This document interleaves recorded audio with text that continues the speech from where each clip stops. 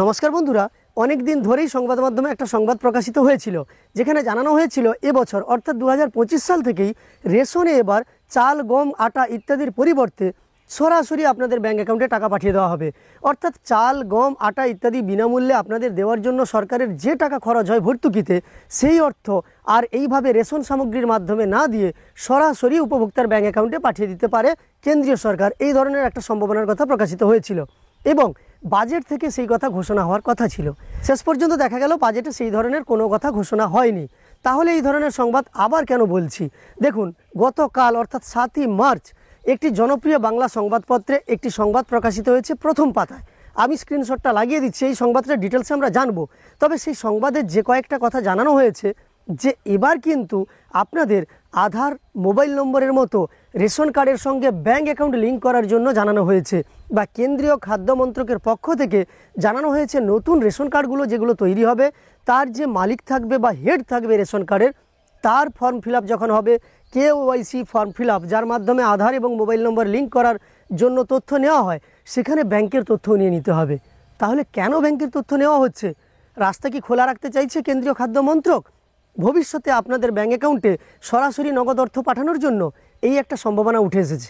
আরও একটা ব্যাপার হলো, 2024-25 অর্থবর্ষে যেখানে খাদ্যে ভর্তুকির জন্য কেন্দ্রীয় সরকার বরাদ্দ করেছিল 2.05 লক্ষ কোটি টাকা, সে জায়গায় 2025-26 অর্থবর্ষে 2.03 লক্ষ কোটি টাকা বরাদ্দ করা হয়েছে, যা পরবর্তীকালে আরও দেখা গেছে খরচ হতে পারে 1.92 লক্ষ কোটি টাকা, যা গতবার হয়েছিল 2.12 লক্ষ কোটি টাকা।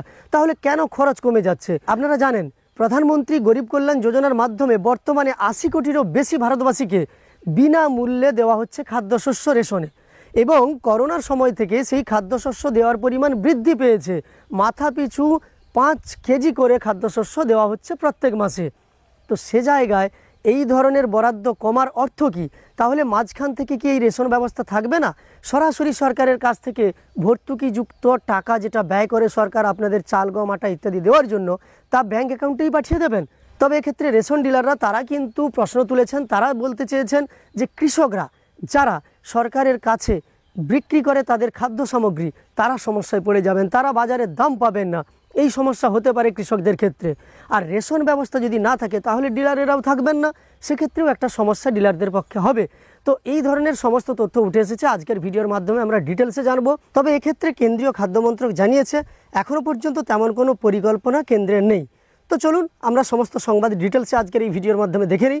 তবে শুরু করার আগে আপনাদের কাছে একটি ছোট্ট অনুরোধ করব, এই চ্যানেলে আপনি যদি নতুন এসে থাকেন তাহলে অবশ্যই চ্যানেলটিকে সাবস্ক্রাইব করে পাশে থাকা নোটিফিকেশান বেল আইকনটা অল করে রাখবেন, যাতে পরবর্তী ভিডিওর নোটিফিকেশান সবার প্রথম আপনার কাছে চলে যায়।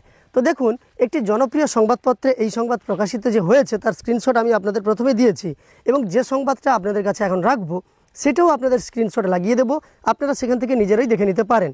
এখানে যেটা জানানো হয়েছে, রেশন কার্ডের সঙ্গে আধার কার্ডের সংযুক্তিকরণ আগেই হয়েছে, এবার কেন্দ্রীয় সরকার রেশন কার্ডের সঙ্গে ব্যাঙ্ক অ্যাকাউন্ট সংযুক্তিকরণ করতে চাইছে।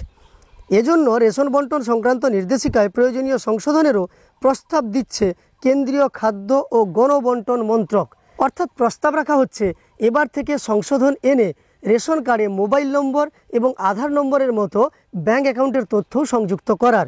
সরকারি সূত্রের খবর, গত 28শে ফেব্রুয়ারি কেন্দ্রীয় খাদ্য সচিবের সঙ্গে রাজ্যের খাদ্য সচিবের বৈঠকে কেন্দ্রীয় সরকার এই প্রস্তাবের কথা জানিয়েছে। তাতে রেশন বন্টন নিয়ন্ত্রণ সংক্রান্ত 2015 সালের নির্দেশিকায় সংশোধনের প্রস্তাবের কথা বলা হয়েছে। 2015 সালে যে নির্দেশিকা ছিল তা সংশোধনের কথাও জানানো হয়েছে, এবং এই সংশোধন অনুযায়ী নতুন রেশন কার্ড বিলির সময় যখন পরিবারের প্রধানের কেওয়াইসি ফর্ম পূরণ করা হবে, তখন রাজ্য সরকার রেশন কার্ডের সঙ্গে আধারের সংযুক্তিকরণের পাশাপাশি ব্যাঙ্ক অ্যাকাউন্টের তথ্যও নিয়ে নেবে। তার মানে কি বোঝাচ্ছে? যে নতুন যখন রেশন কার্ড অ্যালট হবে বা ফর্ম ফিল আপ হবে, তখন কিন্তু পরিবারের যিনি প্রধান আছেন তার ব্যাঙ্ক অ্যাকাউন্টের তথ্য নিয়ে নেওয়া হবে। তবে কেন এই পদক্ষেপ? প্রশ্ন উঠছে, ভবিষ্যতে কি তবে রেশনে চাল, গম বিলির বদলে তার মূল্য ধরে দেওয়ার নীতিতে নগদ ভর্তুকির পথে হাঁটার রাস্তা খোলা রাখতে চাইছে কেন্দ্রীয় খাদ্য মন্ত্রক? জাতীয় সুরক্ষা আইনে এখন প্রায় 81.35 কোটি মানুষকে প্রতি মাসে মাথাপিছু 5 কেজি চাল বা গম দেওয়া হয়। এরপর 6 পাতায় বাকি অংশটা প্রকাশিত হয়েছে। আপনাদের আমি কিন্তু ডিটেলস সব কিছু জানিয়ে দিচ্ছি, আপনারা চাইলে গতকালের এই সংবাদপত্রটি থেকে সমস্ত তথ্য দেখে নিতে পারেন। 6 পাতায় প্রকাশিত তথ্যে জানানো হয়েছে, প্রধানমন্ত্রী গরিব কল্যাণ অন্ন যোজনার পুরো বিনামূল্যে এই চাল গম দেওয়া হয়। তবে কোভিডের সময় চালু হওয়া এই প্রকল্পে যে অতিরিক্ত 5 কেজি খাদ্যশস্য দেওয়া হতো তা 2022-এর ডিসেম্বরে বন্ধ হয়ে গিয়েছে। এখন 5 কেজি করে চাল গম দেওয়া হয় খাদ্য ভর্তুকির অর্থে, অর্থাৎ 2022 সাল পর্যন্তই করোনার সময় যে মাথাপিছু 5 কেজি করে বিনামূল্যে রেশন দেওয়া হতো সেটাই দেওয়া হয়েছিল। 22-এর পর থেকে আপনাদের সেই ভর্তুকি মূল্যের মাধ্যমেই কিন্তু এই 5 কেজি করে বিনামূল্যে চাল গম কিংবা আটা দেওয়া হচ্ছে, সে কথাই জানানো হয়েছে। এবার দেখুন, গত 1 ফেব্রুয়ারির বাজেট অনুযায়ী 2025-26 অর্থ বছরের খাদ্য ভর্তুকিতে অর্থমন্ত্রী নির্মলা সীতারামন 2.03 লক্ষ কোটি টাকা বরাদ্দ করেছেন। আমি ভিডিওর শুরুতে আপনাদের জানিয়েছিলাম 2024-25-এ খাদ্য ভর্তুকিতে বরাদ্দ হয়েছিল 2.05 লক্ষ কোটি টাকা, অর্থাৎ ভর্তুকিতে বরাদ্দর পরিমাণ কমেছে। যদিও সংশোধিত হিসেব অনুযায়ী এই অর্থবর্ষে বাস্তবে 1.97 লক্ষ কোটি টাকা খরচ হবে। তার আগের অর্থ বছরের খাদ্য ভর্তুকিতে ব্যয় হয়েছিল 2.12 লক্ষ কোটি টাকা। মানে বুঝতে পারছেন কত পরিমাণ কম খরচ হবে।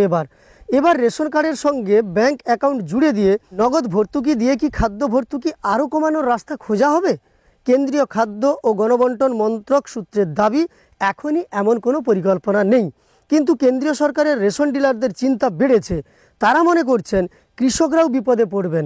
সর্বভারতীয় ফেয়ার প্রাইস সব ডিলার্স ফেডারেশনের সাধারণ সম্পাদক বিশ্বম্ভর বসু বলেন, রেশন বিলির জন্য সরকার চাষিদের থেকে নির্ধারিত দামে চাল গম কিনে নেয়। যদি সরকার তা না কিনে ব্যাংকে খাদ্য ভর্তুকির পথে হাঁটে, চাষিরা মুশকিলে পড়বেন।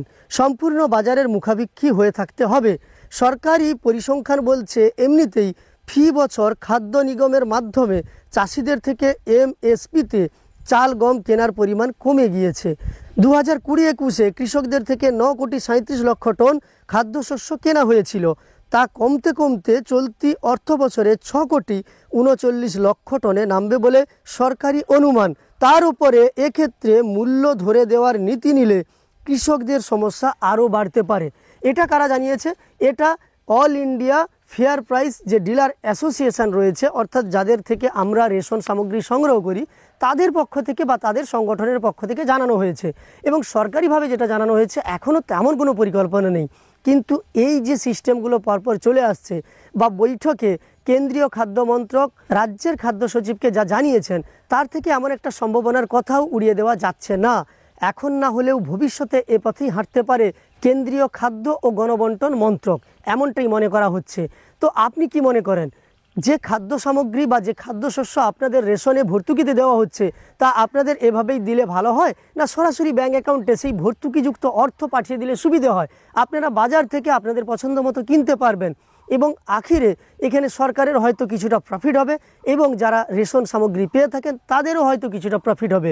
মাঝখান থেকে কৃষকদের একটু সমস্যা হতে পারে এবং রেশন ডিলারদের সমস্যা হতে পারে। তো সেই কথাটাই এখানে জানানো হয়েছে। আপনি কি মনে করছেন কমেন্টে অবশ্যই জানিয়ে দেবেন। আপনাদের কাছে এইটুকু তথ্য দেওয়ার ছিল। আমার দেওয়া তথ্যগুলো আপনাদের যদি উপকারে এসে থাকে, একটি লাইক করে আমাদের উৎসাহিত করার সঙ্গে সঙ্গে এই ধরনের তথ্য আরও পাওয়ার জন্য এই চ্যানেলটিকে সাবস্ক্রাইব করে পাশে থাকা নোটিফিকেশান বেল আইকনটাও অল করে রাখবেন। ভিডিওটি শেষ পর্যন্ত দেখার জন্য অসংখ্য ধন্যবাদ।